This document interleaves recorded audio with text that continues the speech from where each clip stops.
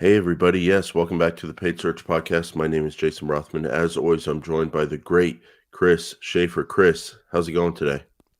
Jason, I know this is your favorite thing. I've been sick. I know that gives you the upper hand. You have something to kind of. No, come here. Bring it in. Give me a hug. I'll Oh, support you. I thanks. was sick for the entire last week. Last episode, Oh, it was just starting to hit me when we were that's recording last week. And then exactly. all week long, I was sick. And I Yes, hear me I hear there's too. something going around, but I don't know what it was. I didn't want to know. And I just kind of roughed it out for a week. It never got really bad, No. but it Did never you? really got good. It was just kinda it sucked all week, yeah. Did your wife have any pity? Did she care for you at all? No, I have kids, so, Yeah. Yeah, me too. yeah, that took up, like, 99 She just. that took up 95% of her sympathy, and then we've been watching, Harry and Meghan on Netflix, and that took up the other 5%. So what they did to him, what they did was just wrong. So, yeah, no sympathy for the big guy. Oh, wow. How about you?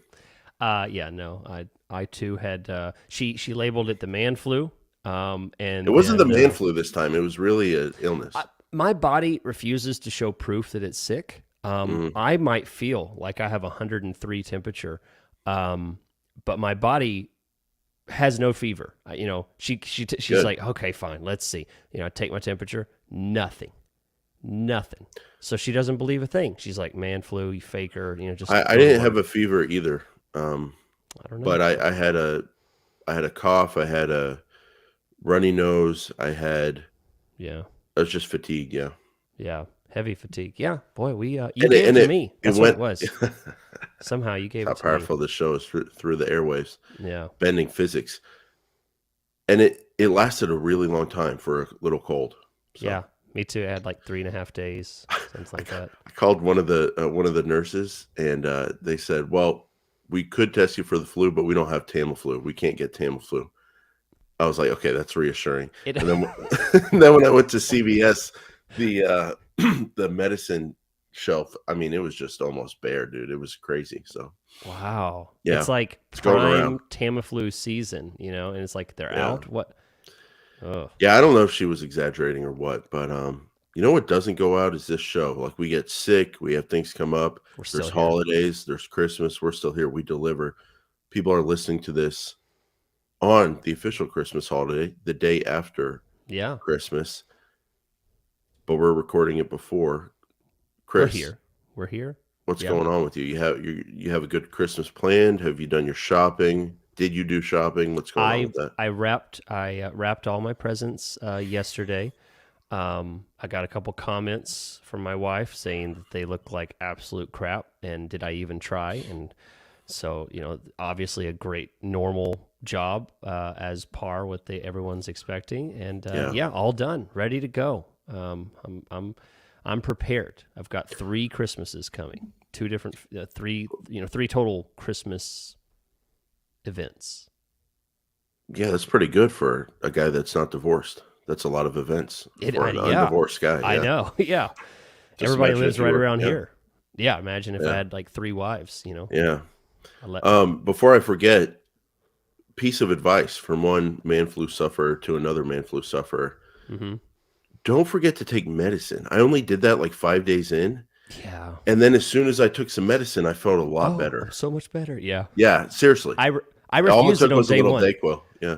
There are people laughing, but that's exactly how I felt. I was like, yeah, I'll get through this. And I want to get through it. I don't really need anything, but then it just kept Yeah, hitting you thought about harder. your body. My body's attacking it. My immune system is Yeah, attacking it's it. doing what it's You supposed to think do. you're still 25 years old? Yeah. And I was just dragging. Yeah. Just walking around. "Mm." Take some medicine, get some rest, Yeah. and it's a holiday, Chris. Take care of yourself. It's Christmas time. Relax a little bit. Yeah, absolutely. I skipped CrossFit today and yesterday. I'm just. That's what they say when you're there. They're like, "Have you ever seen a guy go to CrossFit and skip CrossFit at the same time?" That's what they say about you when they're standing in the corner looking at your performance. Let's go. Let's Um, go. we're I going to want be to tell you talking guys. about conversion rate today, and before that, Chris is going to tell us about Optio. Yes, today I want to tell you about a brand new thing you've never heard of, optio.com/PSP. Okay, I say it's new because this thing is going to change your life and you haven't experienced that yet, then you need to listen like you've never heard this before. This is a complete toolkit for Google Ads managers. This is designed for you. They tell us, say, Chris, Jason, please tell people about this amazing tool. They've given us access to it. They've shown us demos. Incredibly smart people, great team, and they're dedicated to improving Google Ads accounts no matter whether you're e-commerce, whether you're a lead generation, big, small, if you're an agency with 150 accounts, or you're a single Google Ads manager just looking for some inspiration, that tool is for you. That is optio.com/PSP. When you go to that link, and it's in the description on the podcast here, whether you're watching on YouTube or listening in your podcast app, you can click that link, and there's a special chat box there where you can say, hey, give me the 60-day trial, completely free. 8-week trial, completely free. You can try it all the way into the new year for free. That's optio.com/PSP.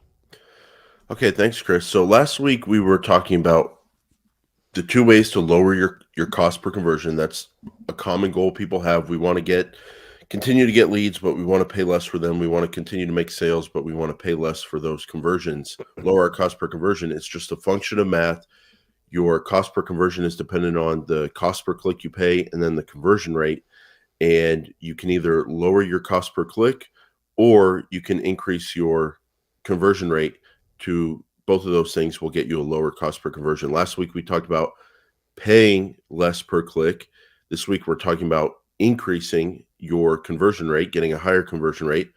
Chris, I would throw out there that lowering your cost per click is easier but less powerful in terms of getting your cost per conversion down, and then increasing your conversion rate is more difficult to do but more powerful and effective for your overall account success if you can figure out how to get it done. Do you agree with that? That is a great way to say. I absolutely agree. You're exactly right. It is so much easier to lower your cost per click because I can do that in a matter of less than a minute. But good luck making conversion rate optimizations that happen in less than a minute. But they are much more difficult to do, but they are incredibly impactful. I think that's well said. And just to tag on to that, would you agree that if you did one of these two things, this part 2 episode we're doing here, I would say, if you only have so much time to invest, I would say for bigger impact, doing a conversion rate optimization in the ways that we're going to discuss is probably a better investment for you, even though it's more difficult. I'm always more interested in making changes to the conversion rate more so than making giant hacks to my Google Ads, just because I think maybe I can lower the CPC and I think that will bring down my overall cost per conversion. Yeah, I think if you can afford it, if you have the time, if you can continue getting the results you're getting and survive in the campaign for a little bit longer, I would say, yeah, take the time to focus on conversion rate instead of just cost per click or instead of cost per click initially, because even though increasing your conversion rate is more powerful and it's the lever that you pull that will actually do more for you, at the same time, even though this is not intuitive, it's less risky. Trying to increase your conversion rate is less risky, even though it's more difficult and more impactful, because it's very easy to just boom, pull down the cost per click. But I find that to be incredibly risky because when I do that, oftentimes if you do it too much, you get unintended consequences, like the quality of your traffic will drop. Yep. Your overall traffic will drop to the point where you're not getting the volume you want to get. And a lot of things can go wrong versus if you try to increase your conversion rate the right way, you're kind of going to be focusing on the right things by default, and it'll be hard to kind of mess up your account when you're focusing on your conversion rate. That makes sense, right? Oh yeah, I that's such a good point because you don't know how much first position is affecting your conversion rate until you aren't getting it anymore. Yeah. Like that is That's actually quite huge. So yeah, that's well said. I totally agree with you. Now, where do you want to start here, Chris? With you want to start with keywords? Conversion rates come from keywords. Yeah, let's do it. Okay, so the first thing you can do to increase your conversion rate is look at your search terms report and add negative keywords. It sounds pretty simple based on how heady we just were with the power of conversion rate, but I don't think it should be underestimated. Why don't you speak to when you start looking at negative keywords, how you go about doing that? Yeah. So you when you want to improve your conversion rate in order to reduce your overall cost per conversion, the number one thing that is probably the least risky of all of these, and it takes the least amount of time. I think probably the easiest thing is to just go into your search terms and look for things that are completely unqualified. Things that are things you should not be paying for. And as whether you're the manager on the account or you're the business owner, these should be fairly obvious. And I'm going to start with one that might be a little controversial because some people flat out disagree. And I've had clients tell me, no, don't do that. But for me, it is absolutely necessary to block, stop, completely not show up when competitors are being searched. If I have a keyword that is designed to sell something, somebody's looking for custom running shoes, some bespoke types of special running shoes, and then I keep getting clicks on a competitor name on that search that is not designed to gather competitors, I am going to block competitors on that search. I do not want to show up because that would then lower my quality of traffic, therefore lowering my potential for my conversion rate. Simple as that. Jason, I know you definitely get pushback whenever you just say competitors don't belong here, period. Yeah, some advertisers want it, but even when you do it and you do want it, it's a very simple concept. You want to put it in its own ad group and or put it in its own campaign so you can actually understand the data that you're looking at when you look at the keyword level. You don't have to always go into the search terms and go, well, what is it this month? Is it because my search terms are getting a lot of competitors this month? Is that why my cost per click is down? Is that why my conversion rate is down? Is that why my volume is up? Or am I not? And so you can go back into it, and you don't have to. So I like separating them. But when you're blocking the competitors, a mistake a lot of people make is they add a full-blown exact match negative keyword. So if it's Mike's moving company, you don't have to add that whole thing as a negative keyword. You can just look at the brand aspect of the competitor search term, the word Mike's, and you can ask yourself, I'm a moving company. Is there going to be any time that in this search campaign, the non-competitor ad group or campaign, that I'm going to want to show up on a keyword that includes the word Mike's, like moving companies near Mike's moving company? No, you're not. So you can add that core term as a broad match negative, Mike or Mike's, and be done with it. And so you should be able to kind of squash out your competitor search terms with broad match keywords focused on the competitor aspect of the search terms, with broad match negatives.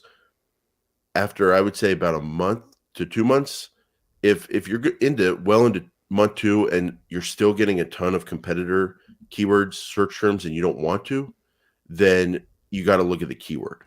But there will be stuff like roofing companies phrase match, moving companies phrase match that will get a bunch of competitors, and you'll block the higher searched ones with those core terms as negatives like Mike's. But if you're still getting them after 1 to 2 months, it's time to examine the keyword itself. Yeah, absolutely. I think you said it. You said it very well, and I want to repeat because I think that's very important.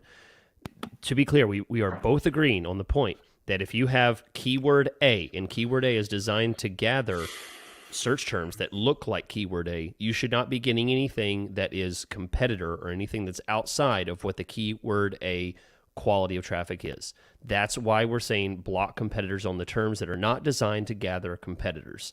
Competitors I think belong where competitors belong, and they're not in the normal terms. Yeah, and we're so plugged in here. I think we kind of miss the major point for people out there. If someone searches for a roofing company, they're open to any roofing company. They're looking for all the roofing companies in their town, and you're one of them, and they're open to you. So Mhm. that's the very good high intent traffic that you can get. If they search Mike's roofing company, they want Mike's roofing company That's who they're looking for. 70, 80, 90% of the time, and they're only open to Mike's roofing company, or they're looking for Mike's all the time, but they're specifically only open to doing business with Mike's roofing company 70, 80, 90% of the time. Yeah. That's because they could be an existing customer. They could be Yep. calling in to ask a question, to pay a bill, to log into a software. If it's a software search, and maybe a little percent of that traffic goes, oh, Mike's roofing company. Well, this is Bob's roofing company. Let me also get a quote from them. Yeah, a small percent of the traffic Yeah. can, but that's going to, in general, have a lower conversion rate than the traffic that's open to everybody. And that's why you want to separate out your competitors. And that's why most of the time getting the competitors out of there will increase your conversion rate, which is what we're trying to do here. So that's one negative keyword you're looking for when you go into a search terms report to try to raise the conversion rate. What's the other kind of negative keyword you're looking to add, Chris?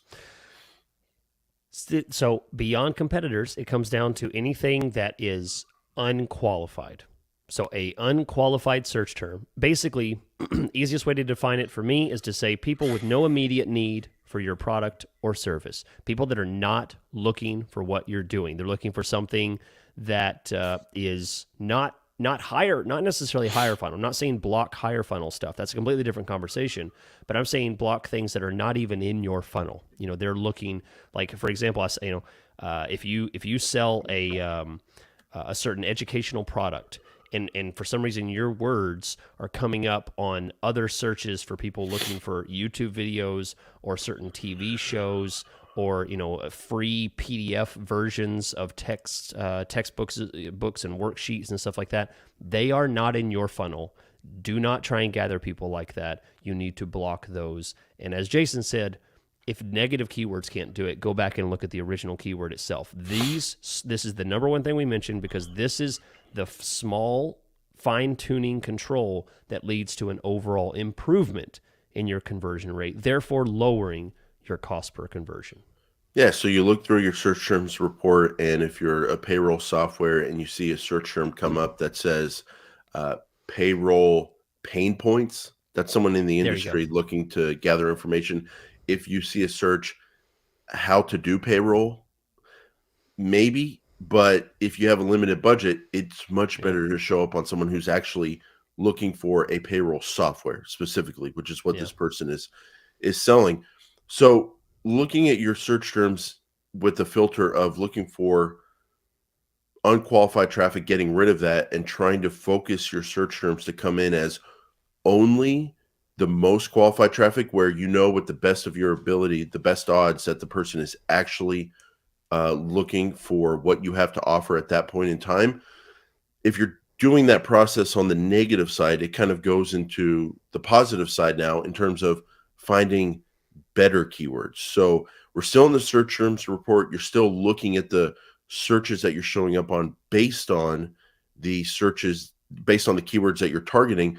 But now, instead of taking a negative filter, what I do at this point, Chris, is I take a positive filter and I say, what search terms am I showing up on that are absolutely crushing it with a high conversion rate? And you can look at it two different ways. You can look at the actual search term quality itself and just go payroll software companies.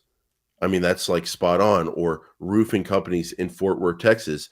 That's spot on. If you can't get a high conversion rate from that kind of search term that you turn into a keyword, then you're going to have problems in other places of Google Ads, like your landing page. But you can look at it at the actual search term and be like, no, I love this. You can't get deeper funnel than this. This will get a higher conversion rate. And you add that as an exact match or a phrase match keyword to your campaign. The other way you can go about it is taking a more open mind approach and filtering your search terms report by clicks, and then keeping an eye on the conversion rate column.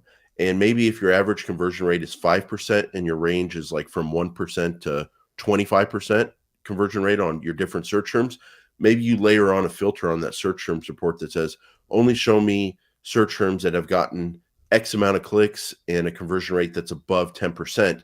And you can see what search terms are getting a lot of volume and a really high conversion rate. And then from that point, Chris, what do you do? Do you add these search terms as keywords to this existing ad group or campaign? Do you build them out in another campaign called the Super Fantastic campaign that you're going to flow more traffic to over time? How do you handle really good search terms that you're then adding as keywords? Do you like the same campaign, or do you start building a super duper campaign? I like the same campaign. Okay.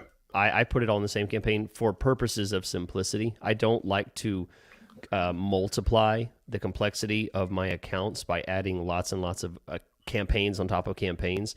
So I usually have very streamlined accounts, one or two campaigns, one if I can just get away with having one, and then I just have different ad groups. So I might put it in a separate ad group, or, preferably if I'm using manual, I would take these excellent keywords and make sure they get priority by bidding up on these. Just like Jason talked about, I'm going to make sure that this particular search is, getting a very high search impression share, and I might therefore lower on some of these more original terms that are broader, that are much wider in their scope, and they're going to get some junk that may not be quite as qualified. So that little step that Jason talked about is going to improve your conversion rate, because exact match keywords will gather much more precise traffic. Longer phrase match words will gather much more precise traffic than these generic terms. So slowly improving your search terms,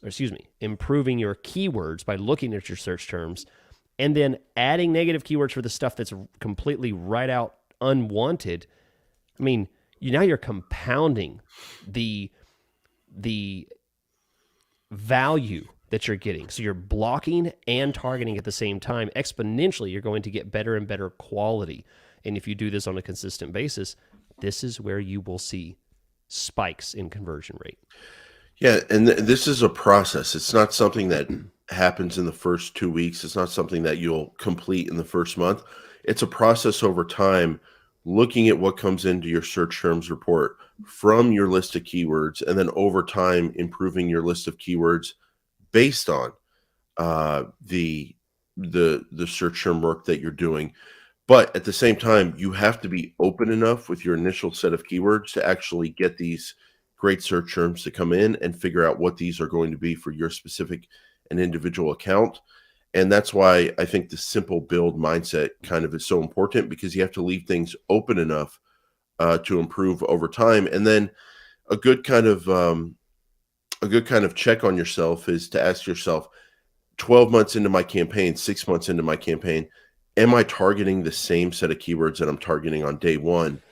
It's possible that that's okay, but most of the time you should have some differences going on there. You should have new keywords that you added. You should have keywords that you phased out, keywords that you're bidding higher on, and all that can come from the search terms report. So I think, Chris, a lot of this, there's a lot of things that go into conversion rate, ads, landing pages. We'll talk about both of those things later on. There's a few secondary targeting things we're about to talk about before the break, but primarily the conversion rate is a derivative of the keyword. Is it fair to say that? I think so. I think what we've hit on, number 1 and number 2, are going to be absolute priority. Number 3 here is going to be just kind of these are other things. If you've been doing that, here's some other things to consider. And then after the break, like Jason said, this is going to be our hardest hitting discussion on what you can really do. And just like Jason mentioned, this is probably the most difficult, but makes the biggest impact. We'll talk about that after the break. But first, let's talk about secondary targeting. You have the ability to do multiple things within Google Ads beyond just changing the bid of a keyword. You can change things like the ad schedule, where you say, you know what, I'm not going to show ads at 3 in the morning anymore. I'm not going to show ads at 11 o'clock at night. Most of our leads come in through phone call. Why would I show ads at those time of day? The best leads come in a phone call, so I'm going to show ads during normal waking hours when I can actually answer the phone. Another thing that says, if you primarily get phone calls, and most of that happens from mobile devices. If you're limited by budget, why even show on computers at this point? Maybe you should block computers and tablets. You should only show on mobile devices. Have you considered that? That would then raise your conversion rate. And then last, take another look at your geographic targeting.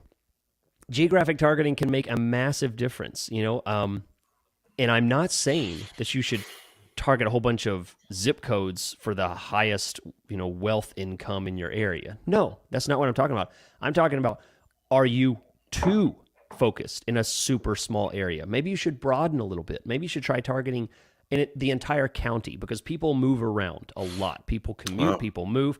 And then maybe you're doing too wide of an area. Maybe you're trying to target an entire state.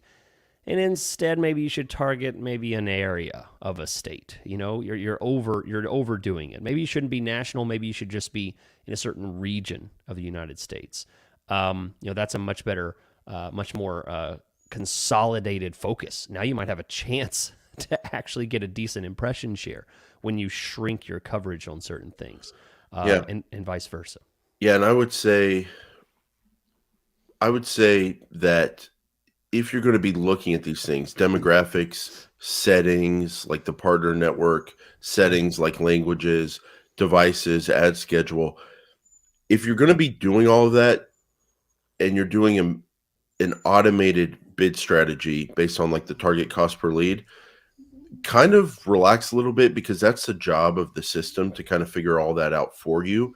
Yeah. And it's looking at a ton of things, and it can kind of do that work for you.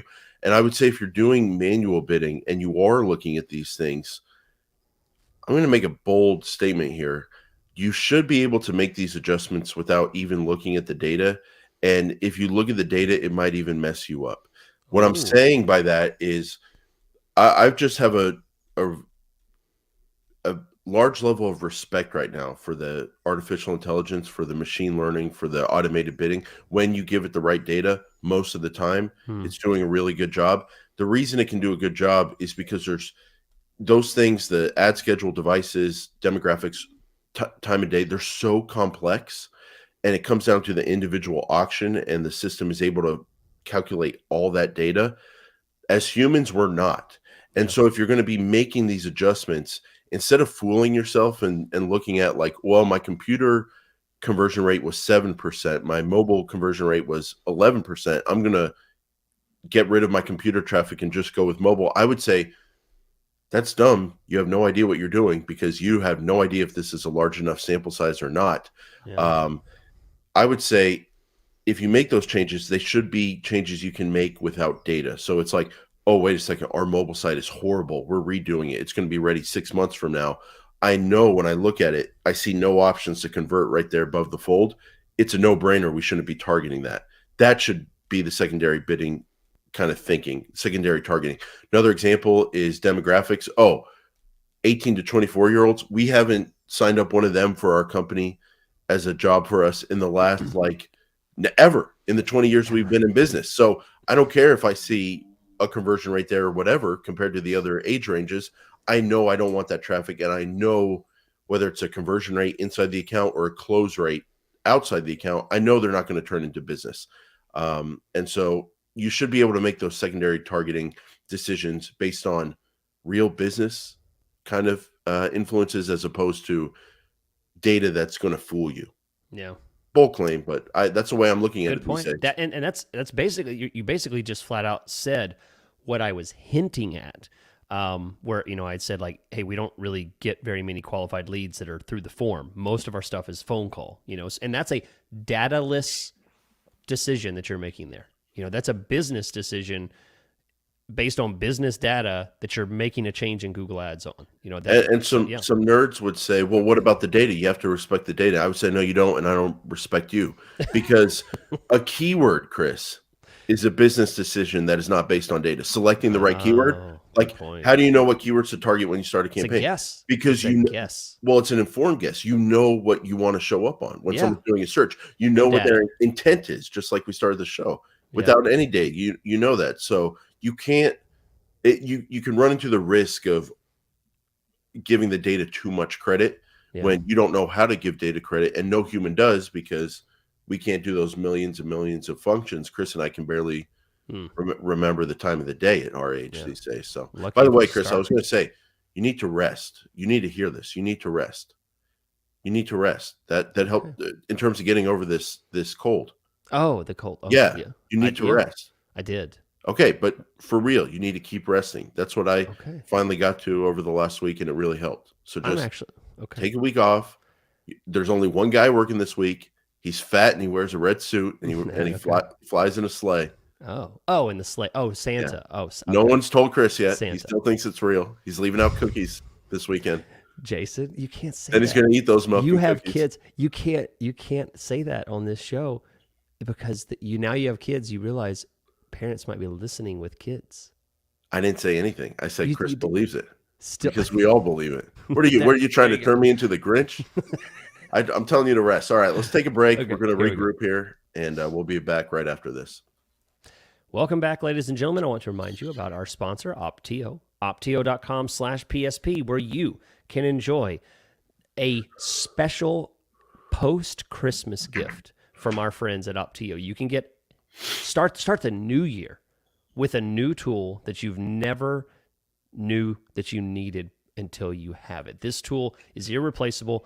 People talk to me about it all the time. I become kind of the voice of Optio. You know, they ask me questions about Optio. I'm like, guys, I'm just a podcast guy, and they've realized that this is a critical tool, and they ask questions about it. They want to know more about it.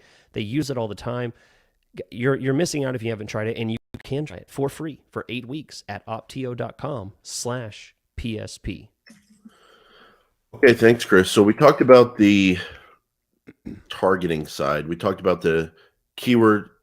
It's not even about keywords. We talked about the searches you show up on and influencing that based on the keywords you select and also the keywords you add as negative keywords. And then we talked about the different targeting options, the secondary targeting options. The other side of this conversion rate equation, it is important, ad copy, and we'll ask about that, and landing pages. But I just want to point out, again, it's not the primary function of conversion rate here because it all starts with the search the person does. It does matter where you end up, the page you end up, the ad they see and all that, but the search they do is going to really be the needle mover. Yeah. And there's a point whenever you build the best keyword list, you have the best quality of traffic. Jason, it's a dead end if you send people to a crap page. If you send people to a page that, and let's talk about a page. Well, but before the page, I want to ask you, ad copy. Is there anything to that with conversion rate? Like, do you think that influences conversion rate, or is it more about, I mean, it's the age-old debate we've had about getting the click. I thought we needed to talk about it, but honestly, when's the last time you looked at an account and said, I need to get my conversion rate up, and then go, oh, I'm gonna change my headlines. I'm gonna change my description. No, right? Like, no, and I think that's more yeah. you and me. I think that's more because our ad copy is good. The one thing I would say to people who don't have good ad copy, or how do you know if you don't have good ad copy in terms of helping your conversion rate? Possibly they don't have calls to action in there, like call now for this reason, get a quote on our site, those kind of call to actions that can help drive the conversion thinking.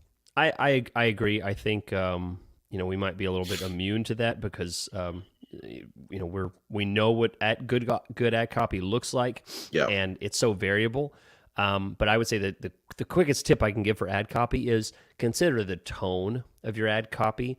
And tone can sound like something that's informational, something that's very casual, something that's super expensive and very exquisite, something that is, try it now for free, something that is, limited time offer. I mean, there's lots of tones. Consider what kind of tone you're putting out, and does that match the funnel that your keywords are targeting? So I like that word. Yeah. But I want to talk about landing pages because I think that is the biggest impact. Jason, let's briefly describe. We got a little bit of time here. I'll start. Describe like some of the things that and if you want to mock a bad landing page, throw out a few things. I'm going to throw out a couple. A bad landing page for me, I'm imagining a page that opens up and immediately it's like an emotional headline, that's like, feel, find more happiness, something like that, something extremely bland, and nothing can deliver. I mean, everything from TVs to a new puppy is going to promise, happiness for you. And so that means nothing, whether it's, industry specific or nothing. I mean, it's going to be completely bland, means really nothing at all. And then another big aspect that I think makes a really crappy landing page for me is a page that just says, fill out this form, or fill out this super long form, or here's a phone number, call us right now, that kind of thing. Mm. You might be surprised by that, but let me qualify what I mean. A better page would instead have multiple points of contact. It'd say, call this number now, or schedule an appointment, or fill out this quick little form, or leave us a voicemail, or chat with someone. It has like 4, 5, 6 different options for people to take action based on their preference, and not just a phone number where someone may not be able to call, they may not be at the point that they're ready to talk to a human yet. They just have a question like, do you guys do this? Or how fast is your shipping? Or do you service this area? That's all they want to know. They don't want to go through your sales call to be able to get that answered. They don't want to schedule the demo. They don't want to talk to the lawyer yet. They just have a simple question. Yeah.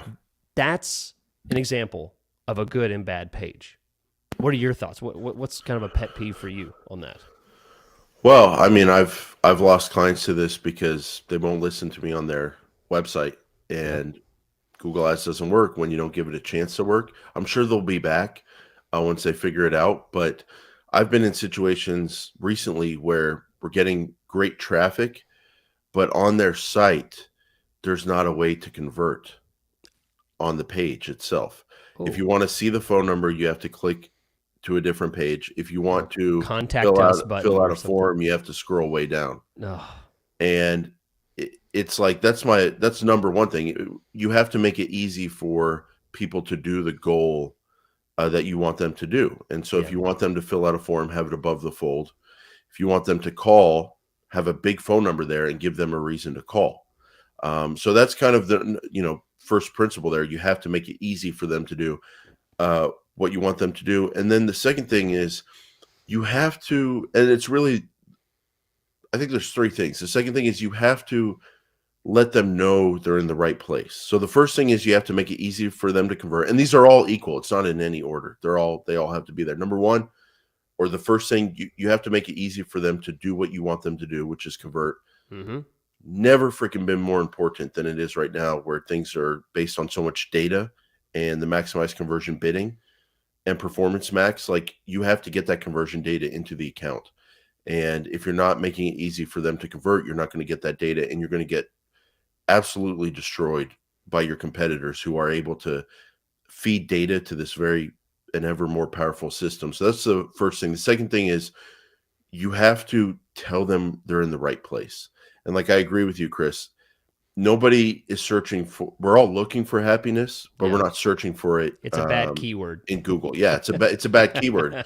So when you said that, what that made me think of is like working with an online therapist in, let's say, like Las Vegas. Someone does a search, online therapy, Las Vegas, or therapist near me. And if they go to a page and it has a picture of a husband and wife hugging each other, and then above it, the word happiness with a question mark, maybe some of them will go, some of them, of course, will go, I'm having problems with my marriage. Great. I want more happiness. And this would be a therapist site that's telling me I can get happier. But it's all about the rate, conversion rate. That's what we're talking about. And so instead of 1 out of 10 people coming to your site that came from a quality search actually sticking around and figuring out what happiness is about there, you want 7 out of 10. And 7 out of 10 would, if it said therapist in Las Vegas, or therapist in Las Vegas practicing for over 20 years, in-person and online sessions, read more about so-and-so below. Yeah. For every person that comes to your site, they did the search therapist in Las Vegas, and then boom, they see on the site therapist in Las Vegas. Like I talk about, seamless line of relevance. Yeah. So it's all about the rate, and you just want to increase that rate of people sticking around. The third thing here, which I think does help the conversion rate a lot, once you maintain their attention and once they're like, oh, yeah, I'm in the right place, that split second of time, you want to increase the rate of people that actually stick around for 30 seconds to a minute and then feel comfortable enough or interested enough to convert. How do you go from, yeah, I'm in the right place, that's a split second decision that's unconscious, and they either flip back to Google or they'll stay for more than 1 second. That's why there's such thing as bounce rate. Mm-hmm. You do it with quality content, really good pictures of you or your business, really good information about information that the person would want to see. And what is that? Well, we can't know that because it's individual to every business and every industry. But you know what I'm saying, Chris? Like quality content. I don't give a. It's Christmas, Jason. I know, but I'm Jason. Chris, that was right here. Yeah, I know. Yeah. I don't care what colors you use. I don't care if the form is on the left side or the right side. Yeah. Like the Supreme Court justice said about adult entertainment, I'll know it. I'll know it when I see it. What is a quality website? What's quality content? I'll know it when I see it. Yeah. And maybe I'm only able to know it. Maybe I'm the only person in the world that's able to know it. Maybe there's other people out there that can know it. But if you have taste, and at this company, we're trying to do something that someone's never done. There's been companies with taste but no scale, and there's been companies with scale but no taste. And as we climb the luxury mountain, the air gets thinner, it gets more challenging. They don't want you to climb the luxury mountain, but there's a great business out there, Chris.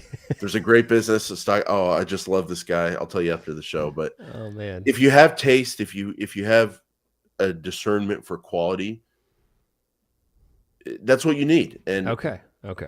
What is that? I mean, what do you want? Do you want to do an endless show, a marathon show that lasts for 365 days in a row? How do we get into taste? I don't know, but you have to have that to discern what a good website is. Yeah. I think you're and more importantly, Chris, just to get back on track, it's not just to have taste, whatever. The reason you need that quality content is to keep people on the site for more than 1 second so they convert. That's what it's all about. That's the point of quality content.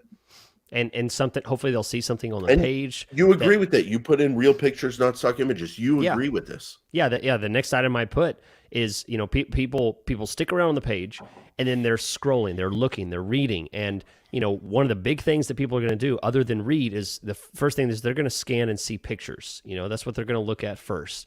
That requires no brain power. It doesn't really matter. You can kind of see things and it just triggers something in your mind. One of the things that bugs me, we're talking about what does a bad page look like? Typical bad page is going to kind of that bland, boring, happiness, generic stuff at the top. It's going to have a really bad conversion, maybe no conversion at all, like you talked about, or just one method that's like very doable for the company, right? The company loves to get phone calls, but maybe customers don't like to call, And so you're not going to get any phone calls because customers are like, I'm not calling about this. I just want to push a button and get it, So the next thing is those images, those pictures, those bland, boring pictures. I'll never forget. And, there's no way this guy listens to the show because I did this. I worked with him like 11, 12 years ago. But he sold water purification. And it was a typical kind of thing where it's like he had a picture of a mom and a baby, holding each other and smiling and cuddling. And then, it down below it, then it had another baby playing with a toy, then down low, there was a whole smiling family. This guy was selling whole house water purification systems. Yeah. And I asked him about it. I was like, why can't you show your freaking product? Like install it and take a picture of it in someone's house. Like, this is what you do. I hope that was on like the 70th conversation, that level of intensity and frustration. Oh, that No. wasn't on day one. I mean, I hated it from day one. It made me Yeah. so angry. Well, And because he's you like, know it would never work, or yeah, the odds of it working are going to be the rate he's is going selling to be this low. Yeah. emotional kind of thing. And the searches I'm bringing is whole house waterification per installation company, so and so area. And I'm like, no, you Yeah. don't need pictures of families. You're past the emotional point now. You need to sell them something. I installed this in your home today. Bam, let's sell it. Like, They and he has, know why they need it because they're yes. worried about water quality for their If they kids. found you, they already Yeah. know they're concerned about And water it doesn't quality. mean there's not a place for that uh, emotional impact because they know when they talk to their customers, that's what their customers like hearing. And so Mm-hmm. there's a place for that on a site, like in some of the pictures, Yeah. in some of the verbiage. But one thing I always convey to clients, you have to balance the needs of the computer and the needs of the human. And so the human wants to see Sounds familiar. those emotional things, but you also have to tell the system like, yeah, the keyword is on the page. This is a page about this keyword. Yeah. And so you don't want to overdo that, but it is important. And by doing that, you can also convey to the humans like, boom, you're in the right place. Another kind of pitfall to conversion rate. Oh, by the way, Chris, the reason that's so important, the images like you were talking about, it's a very competitive world. And if people when I say people, I mean the rate of those 10 people that come to your site, you're going to increase the rate of people that just go, oh, I saw 3 other ads at the top. I saw 10 other organic listings. I'm just going to go back to Yep. Google and find Go what I back. need because I need it Click. right now. So it's very competitive. But another thing that can kind of crush conversion rate is businesses that ask their customers to qualify themselves too much with really super long, complicated forms that people are not going to take the time to fill out. No. There's a time and a place for that, and I understand that need, and you have to weigh that with the business. But like, it's just math. It's just a formula. The more complex your form is, the lower your conversion rate's going to be. So if that's okay with you, and you want to get higher quality leads or be able to have those leads qualify themselves when they do fill out the form, great. Make your form super long and complicated. If you want more leads and want to increase your conversion rate, simplify the form. Now, you, you have to balance that. So if it goes from like name, phone number, email, how can we help you? And there's one other thing you want to add that will really help you qualify the traffic, do it. But if you're asking people to fill out a form that takes like more than 10, 15 seconds, you're kind of asking for trouble with your conversion rate. And again, there's different things you do with the website. Sometimes it's to get all that great traffic, and then the traffic that you get can qualify itself. But if you're doing paid traffic and it's very competitive and you're trying to get a certain cost per lead, you've got to do what you need to do on the website or landing page Yep. to increase the conversion rate to get the cost per lead you need. So it all plays a role together. And I think the reason we're so passionate here, Chris, even though I'm getting over an illness and you're still sick right now. No, I didn't say no. I'm fine. Hey, you're back, Chris. You're back. Just totally denying what you said 20 minutes ago. The real Chris is back. The reason we're passionate here is because we know how much this matters. We've seen how well Google Ads can work when all this stuff is firing together. Great searches, a great website. It just works. And then we've seen the frustration that can come both from Google Ads managers and the clients where you do one of the aspects right, the traffic, and then it just doesn't work based on the place you're taking them to. So to give people hope out there, it can work all together. When you put it all together, it's an amazing tool. It is. It is. And with that, Jason, in the new year, when after you've had your celebrations, you've said Happy New Year and all that, how can people tell you Happy New Year? RothmanPPC.com. This is going to be a big year, Chris, 2023. Okay. I'm fired up. I'm ready to go. Very fired up, I'll tell you that. Okay. Chris, Yeah. and where can people reach you? Well, if you'd like to reach out to me, I offer consulting services or management services. I also have my live, my weekly Patreon that I do. You can go to chrisschaefer.com. It's in the description and learn more about all of those there. Now, Chris, how are you going to get over this this illness you have? Are you going to eat some chicken noodle soup? Are you going to rest? What are you going to do? Take some Well, medicine. I I know I'm past medicine. I took medicine for 1 day. That's all I needed. My body just absorbed. I went out and touched grass, and I got Hmm. better. You are not that far south of me, and Hmm. it's not going to get that cold for you. I was looking up the weather. It's about to get really cold right here. So I Yes. was going to Well, tell it's you to stay indoors. yeah, it's gonna get cold, but I'm sure it's always like quite a bit colder for you. So Yeah. stay. I know you love the cold, so you're gonna be fine. North of the border here, Oklahoma, Texas border. Yeah, you'll be fine. Yeah. You'll be nice and warm. Just grow your beard out. Yeah. All right. Well, Okay. thanks. We'll catch you Bye. guys next Bye, time. Chris. Give me a Oh, hug. yeah. No, Come here. no, Bring it no. in. No, Bring it you in. might be sick still. You might be. Okay. No, All right. don't breathe on me. Okay. I'm the one that pressed the button. Sorry, I forgot.